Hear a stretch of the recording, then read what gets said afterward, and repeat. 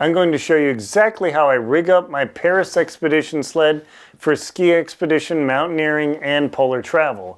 Subscriber and viewer commenter Doubleron asked, thank you very much, hopefully I'm not mangling your name. Thanks, Aaron. As mentioned in the video, I'd love to see a long form of this setup. I'm going to show you everything, every detail of my rig here. I've rigged one of my packs based on previous videos of yours to pull my sled. It was super helpful. Thanks. Doubleron, thank you. Subscribers out there, please ask questions. It'll take me a little bit to get to because I've got all sorts of stuff going, but I will do everything I can to make a video to answer your question and put the link. So please be patient. But I love answering user and subscriber questions. So let's get right into this. This was my ski expedition on my sled. If you haven't read it, 2 friends and a polar bear, Greenland, baby. Woohoo! 300 miles or 500 kilometers. Let me tell you. So this is an Agile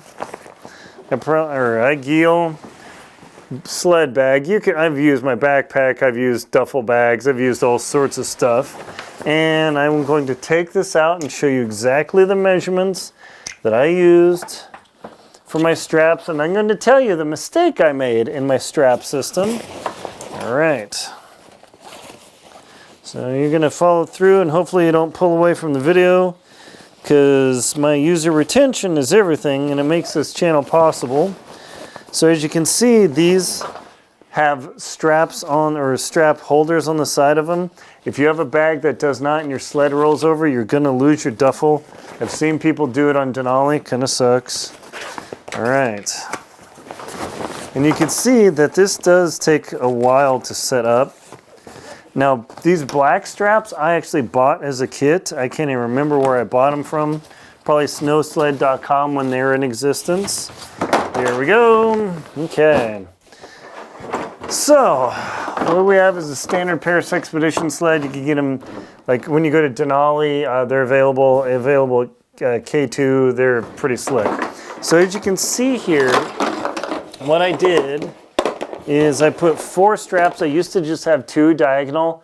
Those don't cut it. When your sled rolls over and you only have 2, the front or the back flops out. It really, really sucks. So everything on here is here for a purpose. Now all my measurements are in imperial units. Sorry for the metric folks. This sled is 6 feet long, 60 inches. So, or no, fudge, that's 5 feet long. Yeah, 5 feet long, 60 inches. So there you go. So that's 150 centimeters long for you metric folks. And you can see that this strap here, it looks long enough, but on our ski expedition, I discovered that when my bag was fully loaded and I had the tent on here and the shotgun, yeah, I had to carry a shotgun in Greenland, that this strap simply wasn't long enough. I would add at least another foot to it or 30 centimeters because even though it looks ridiculously long, once you get this guy fully loaded and you get junk on here, it was all the way strapped out. The black straps were longer. I'll give you the measurements of those in a moment. So hang on, you can see they're substantially longer. I would use this measurement over anything else I've done. Alrighty. Okay.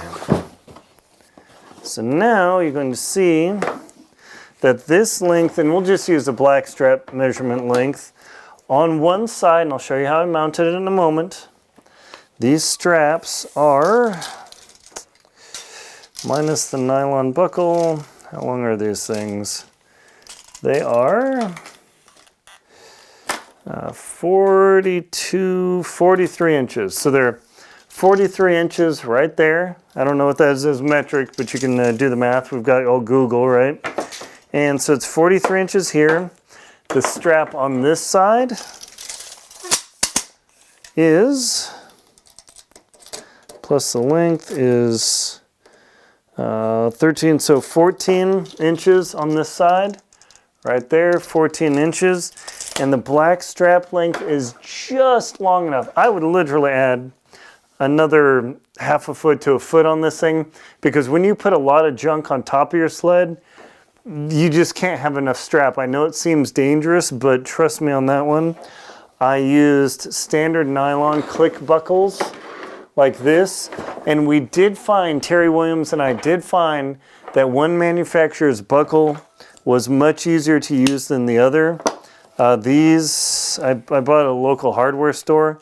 They weren't nearly as good. They were extremely difficult to get out of with gloves on. In Terry's hands, he had some trouble. Even I had trouble. So that's something you want to test in, is the nylon. Is it easy to use in gloves?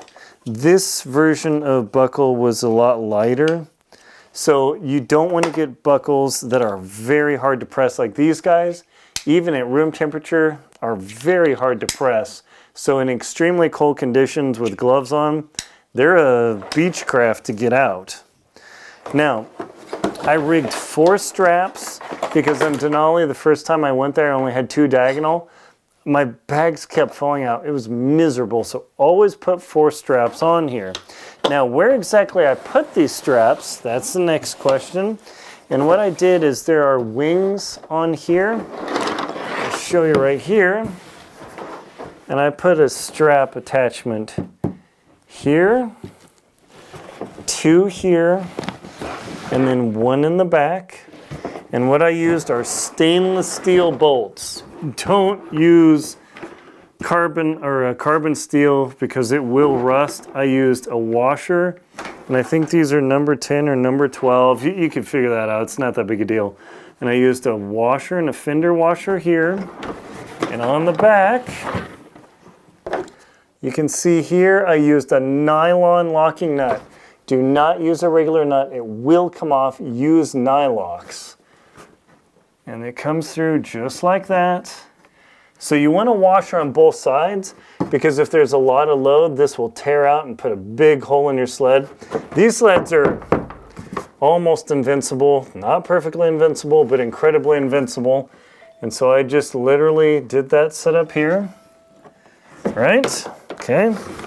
So pretty easy. Now, the cord that wraps around this is a 6mm accessory cord. It's not the thickest you can put on here, but it'll handle an incredible load. My cords lasted for like 10 plus years. I'd say that's a definite thumbs up. I put this much cord on here and I left just enough, and I've tied a, check out my knots book, the most crucial knots to know, the double fisherman's bin on here, and I leave some slack. See, I've got a double set of fisherman's bins because sometimes, where is it? If you got to, not loose enough, if you have to lift this guy up and haul your sleds like we did, we had to haul this thing over a 1/4 mile tall glacial moraine. That sucked. You want to be able to hold this thing, so don't totally tighten the rope or the accessory cord under here.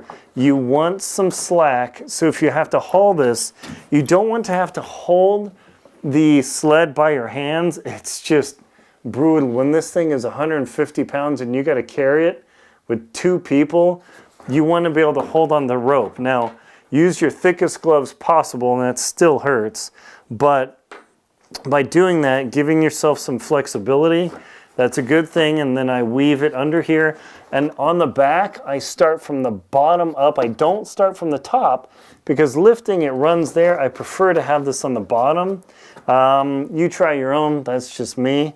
And then all I do is weave it on the top, on the bottom, top, bottom, top, bottom. And over here, when I pull it all the way out, there's so much friction on the line that this is where I clip my carabiner onto. I don't twist it. I don't do anything like that. You want this to free float. My buddy Terry, he did the twist like you're supposed to climbing. And man, he had miserable troubles because if you put this twist and it's not perfectly in the center, his was slightly off center and his sled was constantly dragging sideways. So even though it doesn't seem logical, if it's not perfect with the twist, you're going to be miserable. Plus, even when it's perfect in the twist, eventually it slides and hangs on one side, and you're going to hurt your back and your hip. I hurt my hip. So literally, you just want this guy free floating. Now, the next super important thing about the rigging, it's kind of weird to look up to the camera, is I've got a couple of 6mm drag lines, and you can see I put a knot or two in here. The reason I do this is like going downhill on Denali. This sled will run you over. I'm just like, it gets out of control. But what I do is I use 6mm cord, and I can't remember what knot I tied. Oh yeah, just whatever, figure 8 knot, so it's easy to get off here. And then a single side of a double fisherman's bin. And then what you do is when you're going downhill, if the sled is getting out of control, you put this rope under here and it adds drag. Now I've got 2 drag lines on this thing, but when I go to Denali, I put 3 drag lines. Here I've just got 2 half hitch because I might need to take it off. And I just simply tie it under. And you can see the 2 stopper knots, just literally overhand knots. You don't need anything fancier than that. And then I just put it here, and I just tie a basic figure 8 knot, tighten it up, and voila. I've got 2 drag lines, and that works pretty well. If it's extremely steep, like on Denali Squirrel Hill, that crap is steep. I will put back on my 3rd drag line here. Not a strap, but a 6mm cord drag line. And when you've got 1, 2, 3 drag lines, you can go down an incredibly steep hill and the sled will not run you over. That's a huge, huge consideration. Now, as you can see, I have holes on here. I have actually mounted skis using aluminum brackets to my sled. If you're traveling long, flat distances, even though the drag is okay here, if you're in soft snow, skis just mounted here with some basic bent aluminum brackets and same sort of bolt system. Very easy. Do be aware though that the sled will drag all over the place. I had that in Antarctica. I ended up taking the skis off because tracking there is more important than drag, amazingly so, because the sled will go all over the place. Other than that, once you get this bag in here and you do that, it works pretty well. Every night I did not leave my straps flapping around. I would literally click them on and I would put my ski poles in there because in severe winds, 60, 70 mile an hour or 100 plus K winds, stuff blows around. You don't want to go digging under 2 feet of snow, hard snow to find this. I would just literally put everything on here, strap these down so nothing was flapping around, plus these didn't get buried in the ice. I didn't step on them and accidentally break them. I've never done that. And then you just strap these bad boys down, and it seems like a lot of work, but trust me, when you're digging out your sled in a storm in the morning, you will be so happy that you just strap these on there, because Terry a couple times didn't, and he was pulling his sled and they hung up like grappling hooks. And yeah, that is a pain. So definitely a learning experience. He preferred it that way anyway. I prefer it this way. You know, that's a tomato sort of question. Other than that, this is how I rigged my sled. So, oh boy, subscriber Doubleron, thank you so much for the question. I hope this was useful to you to give you a complete education on how to rig the sled and that number 10, number 12 washer. By the way, I cut my own straps. Yeah, I might as well show you the whole thing here, right? I totally forgot, sorry. I cut my own straps using my thermal cutting technique, and I just used my sewing machine, and you want to make sure to put these here, so when you pull this, you do not want an open end. You want to make sure to fuse it, so when this pulls to the end, it does not come off. Losing a buckle in the winter really stinks. So just this little trick here is all the difference, so there's no way easily this can come out and you won't lose it. And then the other side, I permanently sew it. I go crazy. I'm not the best seamstress, as you can tell, but I use, what do I use? Go to Joann's or Michael's and ask for your upholstery outdoor thread, the ultra heavy stuff. Man, that stuff is invincible. And then this end, I just use my thermal cutting technique. Since I'm showing you the sled rig, I'm also going to show you how I tie my harness on. So I've got an old, I think it's snow sled or somebody's harness. They're kind of hard to find, but when you're towing sleds, the harness is the nicest thing. I've got my backpack that I also use. I'll show you that in a moment. But the harness, this bad boy, just literally comes around here, loops around, clicks in, and there, and it carries the load very well.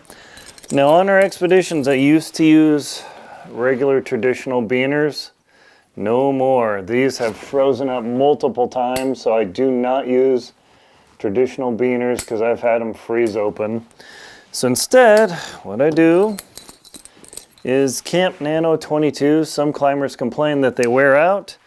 I don't care if they wear out. They're so light, it's worth it. And I make sure the gates are opposing, just like they're supposed to be. And then I clip them into my 6mm cord there. And then back here, somewhere, I've got this guy. All right, easy enough. And usually I just have my nanos. Now here I don't care because I don't need to unclip them, but just to illustrate the point, clip here, clip it in there, and good to go. And that is my towing harness. Now you can see here in my rigging here in my book, The Most Crucial Knots to Know, I explain how to set this up. But basically it's a 6mm cord with like 13mm bungee spiraled around. This setup is good for uphill. It is terrible for downhill because it only has a tiny amount of give. Terry had a lot more spirals, so his had way more give. His bounces a lot more going uphill. Mine doesn't, but going downhill when the sled rocketed around, his was nice and soft. Mine knocked me around quite a bit. So I'm going to replace this rigging with something a little bit lighter. So you can see that there. And all I do is tie a figure 8 on a bite, finish it off with half of a double fisherman's, and then a triple fisherman's for sliding. I've got my spiral here, spiral down there, and then over here. And by the way, I do have rigging videos on my channel of how I did all this. And just spiral it like that. And this is very important. You do not want to tie rope directly into this. It will kill your back because the shock with this non-stretchable cord will murder you, so don't get hurt. But just basic, simple, nothing too crazy there, there. Rigging here, I'm going to clip it there, there, okay. Now if you don't have a harness that's specific for towing, you can simply use your backpack. Literally any backpack with a waist belt will do. And all I do is simply loop it through the back. In fact, I'll take it apart just to show you. Because I'm doing the in-depth video here, I might as well do the whole thing, right? All right, good old camp beaners. Okay. So just put them in your waist belt down here. And Vilbert Gosseteer in my book Antarctic Tears, she actually used a backpack in Antarctica rather than a harness. So this is how you rig it up. And then just clip it in here and you're good to go. Now, two philosophies on this. Like I said on here, if you twist, if you put a twist on, it's safer, so if your sled falls down, it won't like totally disconnect. Here, I think disconnect. Here, if you only put it straight away, if one of these guys disconnects and you have a tragedy, this will go zing, it will totally fall off. So traditional approach suggests that you put a twist in one of them. So if this unclips, and I'll show you, hopefully somebody's still watching this video. In theory, this will go all the way to the end and it will stop and it will save me from falling off. However, let me put this back on. The major downside of this sort of setup is that with that twist in there, this guy doesn't slide as easily and it can get bound to one side and pull on one side. That's what happened to Terry on our expedition. It started hurting his hip and his leg, and I saw he had the twist, and I suggested that for normal travel, non-crevassed, just put it straight up and let it free float, and it will always find the center. Putting the twist on will cause it to lock one way or the other, so it's a risk versus reward. If you don't think you're ever going to fall in a crevasse or you're on regular ground towing, always just leave this bad boy free floating. Don't put the twist in there. So that is how I rig everything up literally. Check out links below to Antarctic tiers and the most crucial knots to know to learn how to do more rigging with pictures, but that's part of my towing setup. I think that's it. Double around, thank you very much, and subscribers, thank you so much for your support all the years of having my YouTube channel and buying my books to help support me. And also, I hope this brings joy to you so you can enjoy your outdoors adventures more. AaronLindsay.com/Greenland for all the info. Thank you. Like, comment, subscribe to the channel.